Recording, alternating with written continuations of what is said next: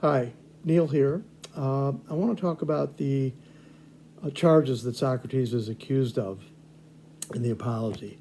It is, after all, a trial, and so there are charges. There are 5 charges, and Socrates' defense against these charges, as well as what the charges are, take place between page 24 and page 32. There is an interlude from page 25 through the bottom of page 27 that I call the Delphic Oracle explanation, which we will do or have done in class. And so we're just going to look at the charges. This is not an in-depth look. It's just to give you guys a better idea of what he is actually accused of.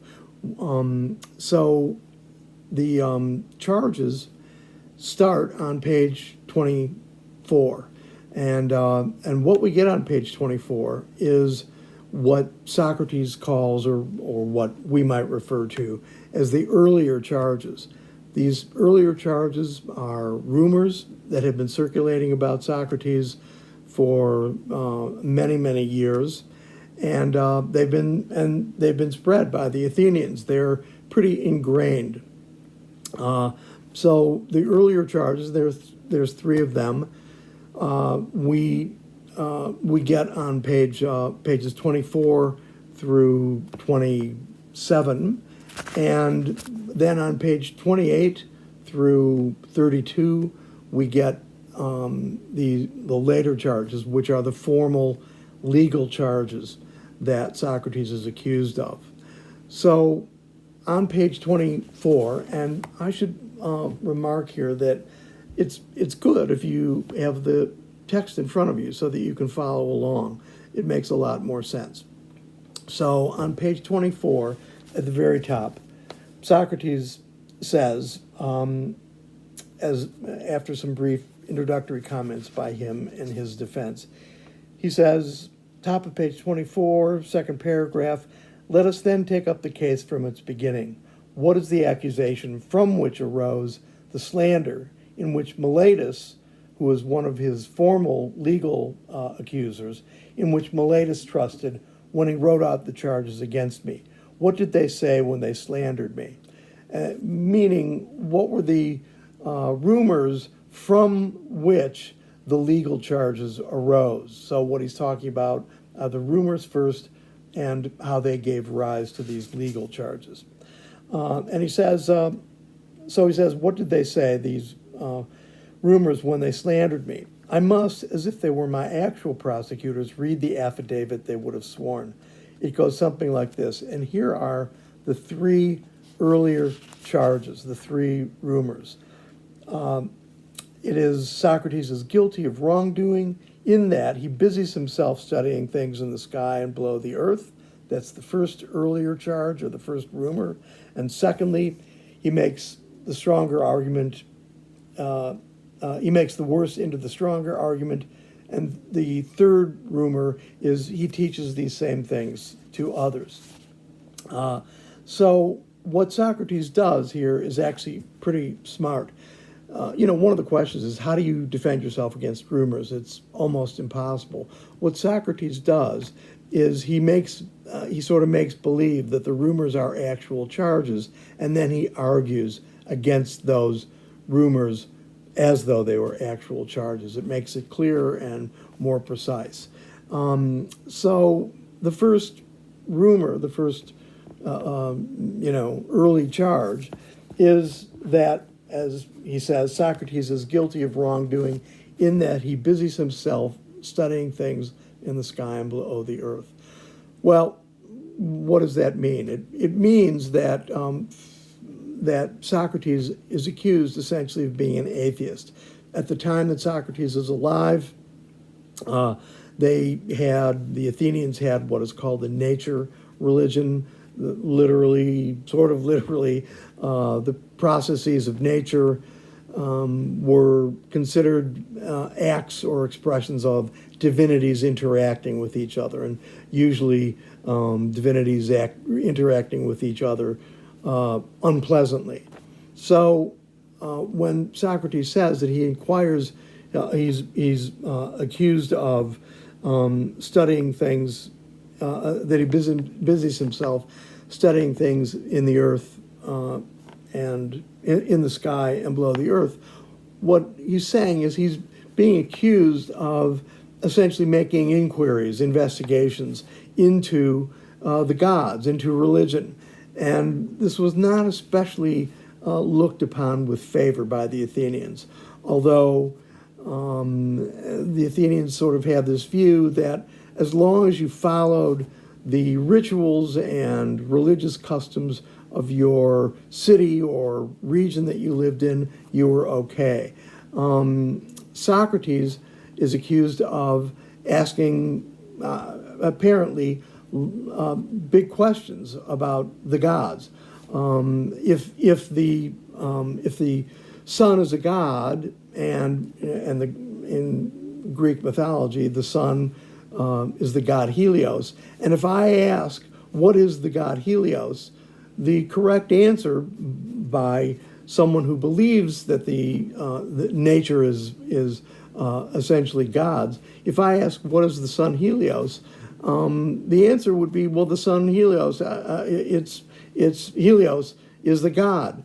And Socrates, just by asking what is it really, is implying that it's not really a god, that it's something else. So it's not even that Socrates has to come up with an answer that is somehow anti-religion or atheistic. It's that the question itself implies that something is not what we take it to be, in this case, a religious process. So when Socrates is accused of studying things in the sky and below the earth, he's being accused of inquiring into what are the gods really. And most Athenians did not especially like that, or many Athenians did not especially like that. Socrates does defend himself against that charge that he is an atheist or studying things in the sky and below the earth. And what he says is in the paragraph in which the charges are related, and Socrates says, he refers to a comedian who, sort of a comedian author, a comic author, who says that Socrates is sort of making fun of the gods. And Socrates says, you've seen this yourself in the comedy of Aristophanes, who's this author, a Socrates swinging about there, saying he was walking on air and talking a lot of other nonsense about things of which I know nothing at all. And Socrates says, I do not speak in contempt of such knowledge, meaning knowledge of things in the sky and below the earth. If someone is wise in these things, lest Meletus, one of his accusers, his legal accusers, lest Meletus bring more cases against me. But gentlemen, I have no part in it. And on this point, I call upon the majority of you as witnesses. And so what Socrates is saying is essentially against the charge that he studies things in the sky and below the earth.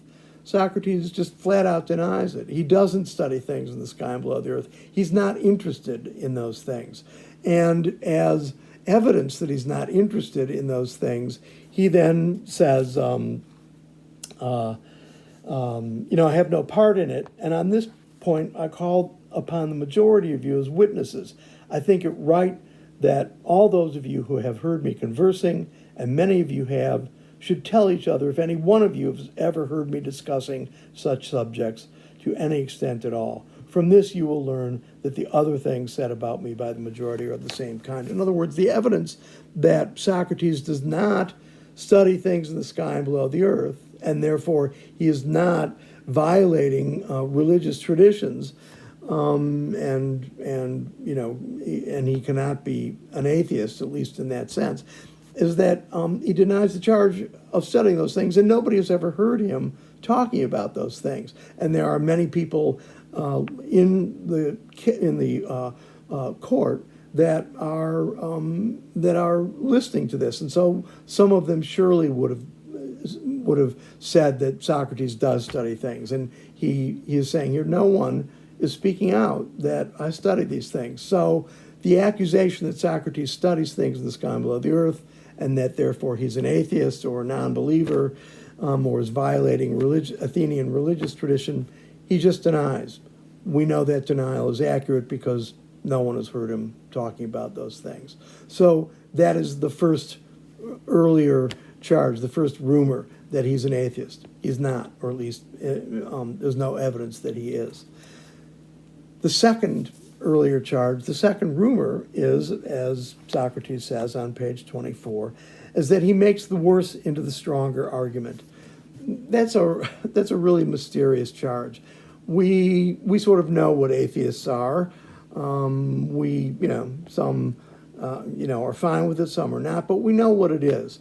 But we don't really know what it means when Socrates says that he's being accused of making the worse into the stronger argument. And that is a very specific charge that only an Athenian would really understand. Essentially, what Socrates is accused there of making the worse into the stronger argument is that he's accused of being a sophist, S-O-P-H-I-S-T, and he defends himself against that charge on the remainder of 24 and 20 and part of page 25. And essentially, he says he's not a sophist. This is a very interesting charge that Socrates is accused of, and it will actually take us into a fairly long discussion that we'll do in class. I'm not going to talk about it here, just to note that on the bottom of page 24 and the top of page 25, the charge that he's accused of making the worse into the stronger argument means that he's being accused of being a sophist, which he denies, and we'll look at that in more depth. On page 25, following that charge, through really the bottom of page 27 and the mere top of page 28, Socrates talks about why he is in the trouble he's in. In other words, he denies the first charge that he's an atheist. He denies the second charge that he's a sophist, and yet he's accused of charges, and he's in court defending himself against these charges. So Socrates has to explain why, if he's not guilty of these two charges, at least these two rumors, why is he in court? And what he says, essentially, is that he has a bad reputation. And so on page 25, at the bottom of it, he starts to explain why he has a bad reputation. And in that, he says that he essentially heard a prophecy from the Delphic oracle, the oracle at Delphi. That explanation is a key part of the apology and a key part of Socrates' life. We will look at that in a lot of depth in class. But that Delphic oracle explanation of his bad reputation takes place between pages 25 and the very top of page 28. On the top of page 28, Socrates returns to the specific earlier charges, as we note on page 24, where he is accused of being guilty of wrongdoing in that he busies himself studying things in the sky and below the earth. That's the first earlier charge. He busies himself studying things in the sky and below the earth. And thirdly, and we covered both of those, and thirdly, that Socrates teaches these same things to others. He defends himself against that charge on the top of page 28, and most of page 28 is dedicated to defending himself against this charge that he teaches these same things, these corrupt practices, perhaps atheism and sophistry, to young people. He teaches these same things to young people. What Socrates' defense is here, and so this third earlier charge essentially becomes the first later charge that he relates in the bottom of page 28, that he corrupts the young. But we see it in a different form as a rumor, as one of the earlier charges, the third one, that he teaches these same things to others. What Socrates says here in his defense on page 28 from this earlier version is that he says he doesn't teach things to others. What he does is he walks around the city, Athens, and he gets people into conversations. And in the course of these conversations, they get into some forms of disagreement, and Socrates questions these people. One of the things to note is that as Socrates walks around Athens, just running into people at the market and various other places, at City Hall, what happens is that he always gathers a crowd. One of the main entertainments of that era when Socrates was alive was Socrates and was Socrates' conversations. So in these amusing entertainments, young people would gather around. And what Socrates says on page 28 is that these young people imitate him. They go home, they think it's pretty cool to challenge and confuse their elders.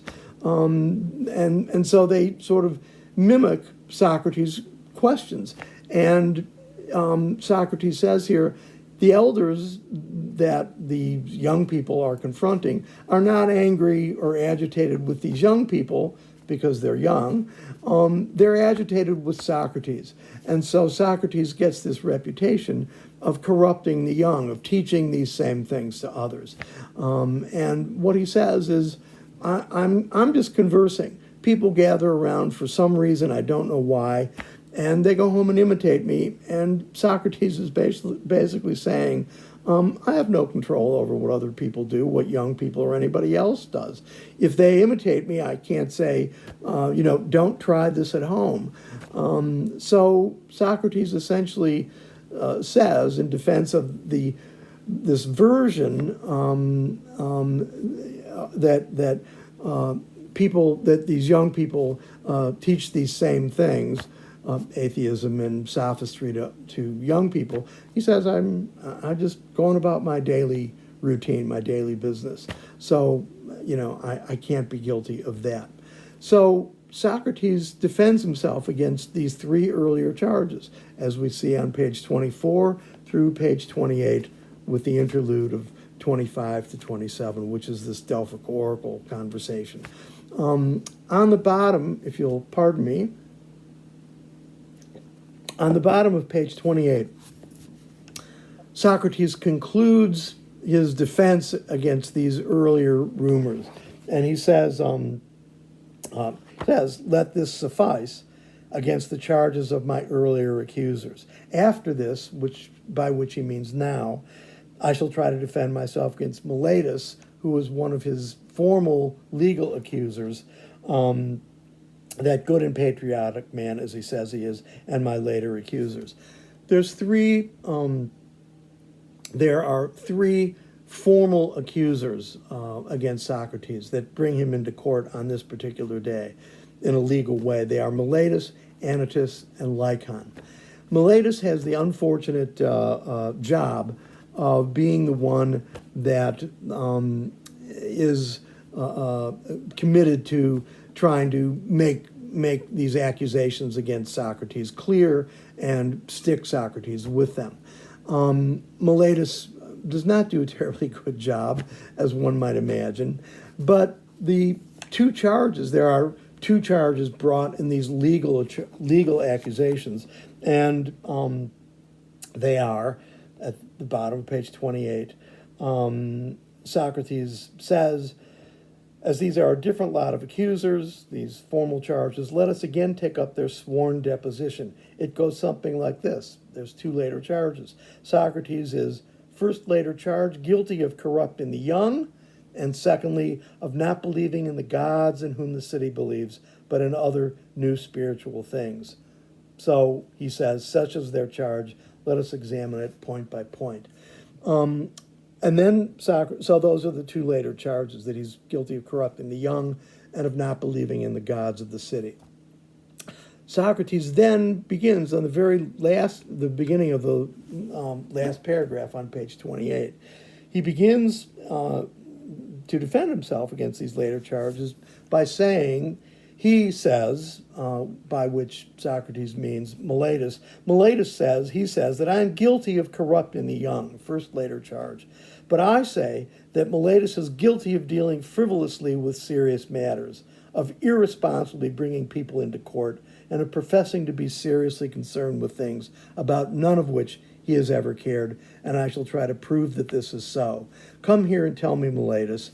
And so Socrates starts to defend himself against these two later charges. Socrates' overall defense against these two later charges brought by Meletus, Anytus, and Lycon is to say essentially that Meletus and the other legal accusers, they're silly people. They don't even understand the charges. They don't even understand what they are accusing Socrates of.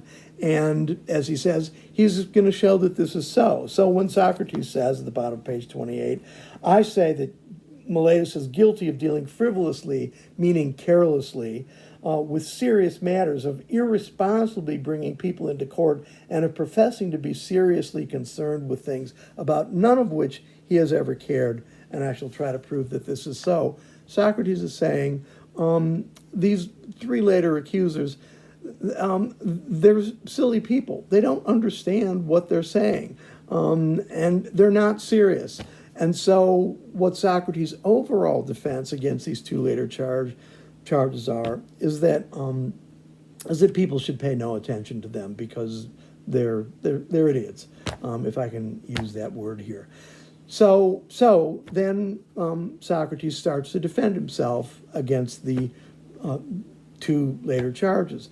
Now, the first later charge, as we saw at the bottom of page 28, is that he's guilty of corrupting the young.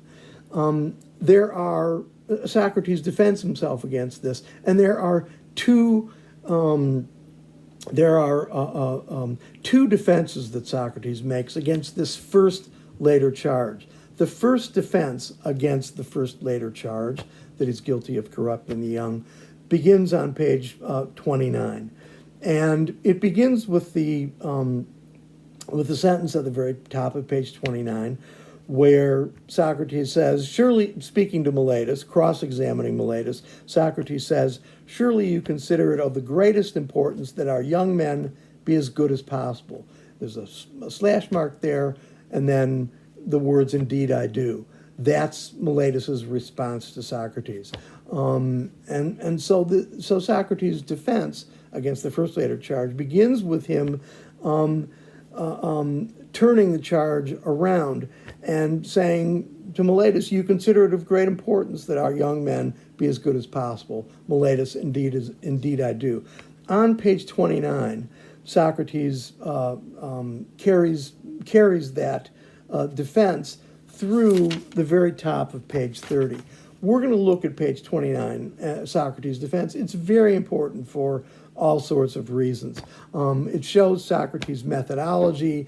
It shows how acute Socrates is and how simply he rejects Meletus's accusation there. So that the first defense against the first later charge that he's guilty of corrupting the young is on page 29. We're going to look at that in class in rather much detail. Then on page 30, Socrates concludes his first defense against the first later charge, and he says, speaking to Meletus, you have made it sufficiently obvious, Meletus, that you have never had any concern for our youth. You show your indifference clearly, that you have given no thought to the subjects about which you bring me to trial. And so what he's saying here essentially is, Meletus, I said at the beginning of this that you are not a serious person. You're a silly person. You have not been seriously concerned with this. And after his first defense, Socrates says, you see, you're not serious. And your inability to make sense or to defend yourself to make this accusation meaningful is nonsense. Then right after that, Socrates begins his second defense against the first later charge. And that is where on page 30 Socrates says, "And by Zeus, Meletus, tell us also whether it is better for a man to live among good or wicked fellow citizens. Answer, my good man, for I am not asking a difficult question. Do not the wicked do some harm to those who are ever closest to them, whereas good people benefit them?" And Meletus answers, "Certainly." And so this second defense that Socrates begins has to do with with Socrates' attempt to show that either he is not a wicked person or that he is not a wicked person intentionally. That argument of Socrates goes through the bottom of page 30, where Socrates says, "And so, men of Athens, what I said is clearly true. Meletus has never been at all concerned with these matters." So that second defense against the charge that Socrates corrupts the young, having to do with the question that Socrates asks, essentially, which is, why would I corrupt the young? Why would I make them wicked? We're not going to cover it all, I'm sorry to say. It's a wonderful defense. It's really short. I mean, it's several 4 or 5 paragraphs on page 30. But if we went into detail about that, we'd be here until, well, probably 2029, and I'm pretty sure that most of you don't want to be here that long. So at the bottom of page 30, Socrates concludes his second defense against the first later charge that he's guilty of corrupting the young. And then at the bottom of page 30, Socrates says, Socrates relates what the second later charge is, that he doesn't believe in the gods of the city, but essentially has invented new gods or gods of his own. And he says that at the bottom of page 30, where Socrates says, tell us, Meletus, how you say that I corrupt the young, or is it obvious from your deposition that it is by teaching them not to believe in the gods in whom the city believes, but in other new spiritual things? Is this not what you say I teach, and so corrupt them? And Meletus says, that is most certainly what I do say. On the remaining page 30, page 31, and page 32, until the very bottom of page 32, Socrates defends himself against this second later charge that he doesn't believe in the gods of the city, but in other new spiritual beings. Essentially, what Socrates' defense here is to point out confusions in Meletus's charge, and showing that Meletus, through Meletus's attempt to say that Socrates both believes in new gods but doesn't believe in new gods, or doesn't believe in the gods at all. It's not a terribly good defense. It doesn't really get to the heart of it, I think, of what the accusation is. And frankly, it's just another way of forming this accusation that Socrates is an atheist. Essentially, he says, I'm not an atheist. I do believe in some gods, perhaps not the gods of the city. So Meletus's charge that Socrates, believes in no gods is false. You can read that for yourself on pages 30, 31, and 32. It makes up a fairly interesting conversation, but one that we're not going to pursue beyond that.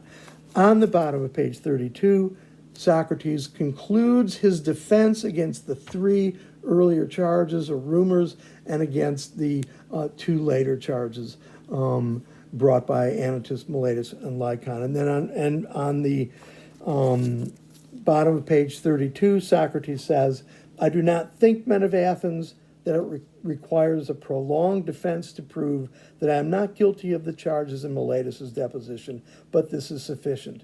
On the other hand, you know that what I said earlier is true, that I am very unpopular with many people. This will be my undoing, if I am undone, not Meletus or Anytus, but the slanders and envy of many people. This has destroyed many other good men, and will, I think, continue to do so. There is no danger that it will stop at me. That is the last sentence in Socrates' defense against the earlier and the later charges. And essentially, what Socrates is saying here is that what's really going to convict him are not these formal later legal charges, but the fact that he has a bad reputation. And this bad reputation is due to these rumors that Socrates relates in the earlier charges. His bad reputation is due to these rumors that have been circulating about him for 30 or 40 years. And as we know, as I suppose some people know, it is really difficult to disabuse people of rumors. And so Socrates' sense is that what really does him in these charges, in the accusations, are the early charges. Okay, I wanted just a brief overview, and we're already a little bit over 30 minutes, and I didn't want it that long, but it is. And we will talk about, in class, we're going to talk about the second or earlier charge that Socrates is where he is accused of making the stronger argument into the weaker argument.